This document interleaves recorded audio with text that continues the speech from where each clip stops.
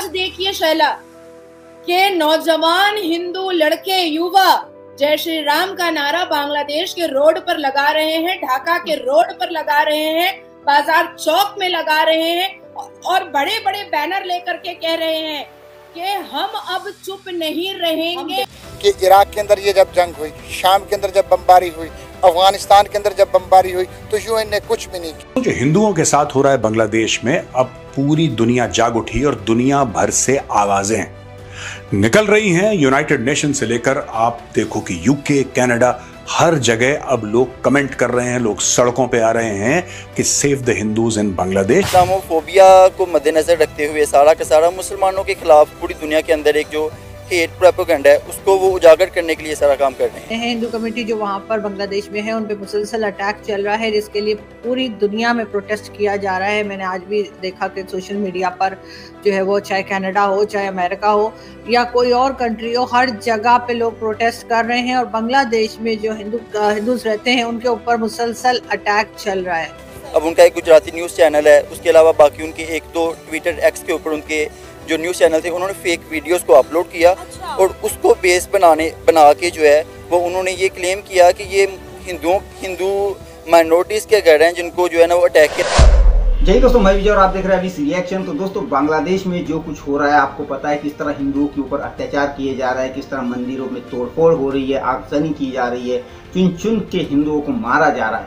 अब इसके ऊपर दोस्तों दुनिया भर से आवाज़ें उठना शुरू हो चुकी है, चाहे वो अमेरिका हो, यूके हो, कनाडा हो और भी बहुत सारी कंट्रीज़ में जो है अब प्रोटेस्ट शुरू हो चुके हैं दोस्तों। और ख़ास तौर पे अमेरिका में बहुत बड़ा प्रोटेस्ट हुआ है यूएन ऑफिस के सामने और उसके बाद यूएन की तरफ से भी अब बयान जारी कर दिया गया है दोस्तों। मगर दुख इसलिए होता है कि इतनी बड़ी आबादी वाला देश यानी भारत, हमारे यहाँ पे जो खुद को सेकुलर कहने वाले लोग, जिनको फिलिस्तीन के लोगों का दर्द दिखता है, ये लोग जो है आज कहाँ चुप के बैठे पता नहीं है दोस्तों।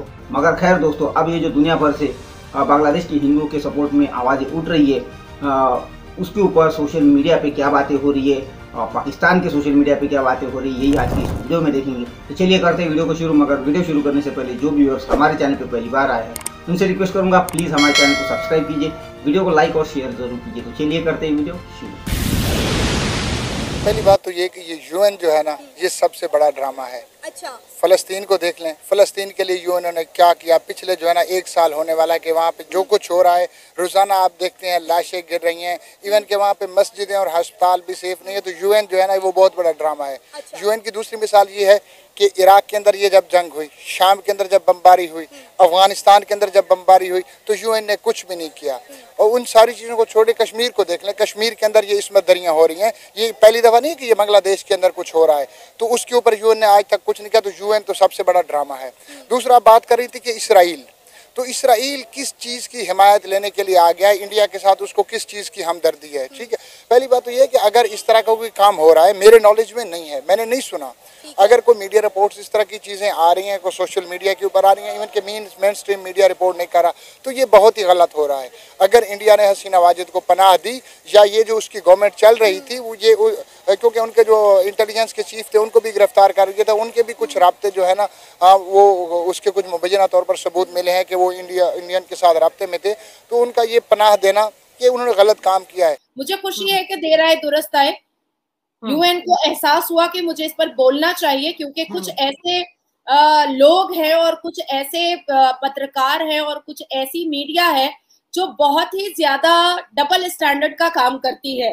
जैसे अल जजीरा है, जैसे आपके पाकिस्तानी चैनल्स हैं, जैसे बीबीसी वर्ल्ड न्यूज है, ये कुछ ऐसे मीडिया हैं जो हमेशा से भारत में किस मुसलमान के साथ क्या हो रहा है उसको तो बड़े बड़े हुर्फों में ऐसे छापेंगे जैसे लगता है कि पूरे मुसलमान का गला ही रेत दिया गया है। लेकिन जब बांग्लादेश में 300 से ऊपर हिंदूज मर गए, तकरीबन 23-24 हमारी हिंदू बहनों का बलात्कार हो गया, 4 से 5 हिंदू मंदिरों को जला दिया गया, आइस्कॉन टेम्पल तोड़ दिया गया, और 1971 में जब ईस्ट पाकिस्तान से बांग्लादेश बना था तो ये वही आइस्कॉन टेम्पल था जो उस वक्त जो रेफ्यूजीज रह रहे थे, उस वक्त जो बहुत परेशान थे, जिनकी माली हालत बिल्कुल सही नहीं थी बांग्लादेश में, उनको वो खाना तक घर पर पहुंचाते थे और उसको भी उन्होंने जला दिया। 75 इस्लामी मुमालिक हैं, कोई भी जो है वो बांग्लादेश में होने वाले हिंदू कम्युनिटी के खिलाफ जो जुल्म और सितम है उस पर नहीं बोला, सवाए इसराइल के। इसके साथ ही साथ मैं आपको बताऊं तो ढाका के अंदर बहुत बड़ी तादाद में प्रोटेस्ट किया जा रहा है कि हिंदुओं को जो है वो जीने का राइट दिया जाए, उनको भी पूरी आज़ादी है जीने की। जिस तरह उनको काट मार की जा रही है, मैं आप यकीन नहीं कर सकते कि इतने अफसोसनाक मनाजिर हमें सोशल मीडिया पर देखने को मिल रहे हैं। No doubt mainstream media इस पर खामोश है, लेकिन सोशल मीडिया हर आने वाली चीज़ से अपडेट कर रहा है। पूरी दुनिया वाकिफ है कि क्या हो रहा है हिंदू कम्युनिटी के साथ। देखिए, मैंने पहले ही बताया कि अगर ये हो रहा है, ये गलत हो रहा है, जाहिर सी बात है। अब वहाँ पे गवर्नमेंट का सेटअप चेंज हुआ है, उनकी एक आर्जी हुकूमत आ गई है, ठीक है ना। अब वहाँ के उनके जो सरबराह हैं, अब ये उसका काम है, ठीक। दोस्तों, जो हिंदुओं के साथ हो रहा है बांग्लादेश में, अब पूरी दुनिया जाग उठी और दुनिया भर से आवाजें निकल रही हैं। यूनाइटेड नेशन से लेकर आप देखो कि यूके, कनाडा, हर जगह अब लोग कमेंट कर रहे हैं, लोग सड़कों पे आ रहे हैं कि सेव द हिंदूज इन बांग्लादेश। मैं आपको इसके बारे में एक लेटेस्ट रिपोर्ट देता हूं दोस्तों। ये देखिए, यूएन हेडक्वार्टर के सामने एक बड़ी भारी, न्यूयॉर्क में जो यूएन का हेडक्वार्टर है उसके सामने एक बहुत बड़ा मैसिव प्रोटेस्ट हुआ है, calling for an end to violence against Hindus and other minorities जो बांग्लादेश में हो रही हैं। जो भीड़ थी वो प्लेकार्ड और बैनर कैरी कर रही थी और कह रही थी कि साहब आप प्रोटेक्ट करें। यूएन तो वैसे ही इट्स अ यूजलेस बॉडी, ये कुछ कर तो पाते नहीं है, लेकिन हाँ ठीक है, at least somebody must know what is happening to the Hindus and I hope the UN does something. At least somebody should take a call, क्योंकि गाजा में एक बम गिरता है तो लगता है कि पूरा जो यूएन है उनकी किसी ने भैंस खोल ली हो, जमीन छीन ली हो, तब तो ऐसे छाती पीटते हैं। अभी तक इन लोगों ने कोई मेजर हल्ला नहीं करा यूएन ने, तो वो नाराजगी रहेगी यूएन के साथ।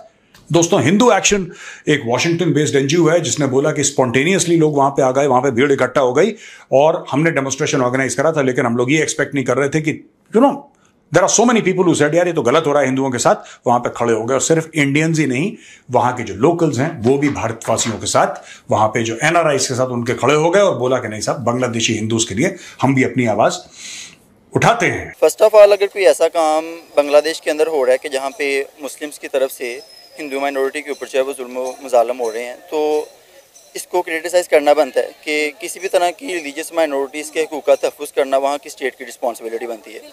सेकेंडली, मेरा अपना जो पॉइंट ऑफ व्यू इस पर ये है कि ये जिस तरह से हमें दिखाया जा रही है सारी चीज़ें इंटरनेशनल मीडिया के ऊपर, यूएन के फोरम से जिस तरह की न्यूज़ आ रही है, या इसराइल जिस तरह से इस चीज़ को सपोर्ट कर रहा है, या नरेंद्र मोदी हैं उसके जो प्रॉपर एक जिसको हम गोदी मीडिया इन द सेंस कहते हैं, उसकी तरफ से जो पूरा स्टांस आ रहा है वो एक इस्लामोफोबिक बेस्ड है, कि वो इस्लामोफोबिया को मद्देनज़र रखते हुए सारा का सारा मुसलमानों के ख़िलाफ़ पूरी दुनिया के अंदर एक जो हेट प्रोपेगेंडा है उसको वो उजागर करने के लिए सारा काम कर रहे हैं।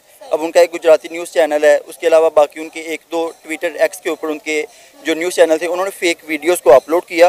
और उसको बेस बना के जो है वो उन्होंने ये क्लेम किया कि ये हिंदू माइनॉरिटीज़ के घर हैं जिनको जो है ना वो अटैक किया जा रहा है। लेकिन जब अल जज़ीरा ने इस सारी चीज़ को कंफर्म किया और जाके बाकायदा वहाँ पे रिसर्च की, तो उसमें ये कंफर्म हुआ कि ये सारे जो घर थे वो मुस्लिम जो शेख हसीना की जो पार्टी के वर्कर्स थे उनके घर थे, जिनको मुसलमानों की तरफ से अटैक किया जा रहा था। वो सारे जो पीछे बैकग्राउंड है ये सारी लीग का, तो अब इस चीज़ को मैं बिल्कुल कंडेम कर। तो इतना कुछ होने के बावजूद भी मैंने नहीं देखा कि अल जज़ीरा पर कोई हेडलाइन आया है या बीबीसी वर्ल्ड न्यूज पर कोई हेडलाइन आया है।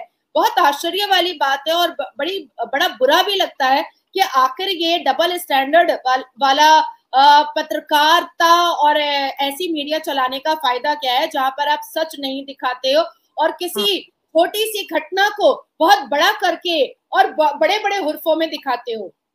अब बात आती है कि हमारे देश में भी कुछ ऐसे लोग हैं जो वोट बैंक की राजनीति करने के लिए, शैला जैसे अवैसी, जो अपने शपथ समारोह में, लोकतंत्र के मंदिर में, हमारे पार्लियामेंट में अपने ही शपथ को लेते वक्त फलस्तीन जिंदाबाद का नारा लगा रहे थे।